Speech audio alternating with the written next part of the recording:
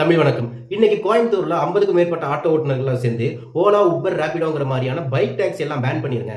அதனால எங்க வாழ்வாதாரம் பாதிக்கப்படுதுன்னு சொல்லி போராட்டம் பண்ணிட்டு இருந்தாங்க. இப்ப இந்த போராட்டத்தோட முடிவுல ஒருவேளை பைக் டாக்ஸியான கம்பெனிகள் எல்லாம் இந்த அரசு பேன் பண்ணிருச்சு அப்படின்னா இதனால பாதிக்கப்படுறது யாருன்னு பார்த்தா, இங்கிருந்து நம்ம மாதிரியே வேலைக்கு போய் 5க்கும் 10க்கும் காலையில சாயந்தரம் வரைக்கும் வேலை செய்யற நம்ம பசங்க தான். இந்த பசங்கள்லாம் யாருன்னு கொஞ்சம் பின்னாடி போய் பார்த்தோம்னா, அதுல 80% மேல இருக்கிறவன் ஏதோ ஒரு டிகிரியை முடிச்சுட்டு வேற எங்கேயும் வேலை கிடைக்காம தலையெழுத்தேன்னு சொல்லி இந்த வேலைக்கு வந்துட்டு இருக்காங்க.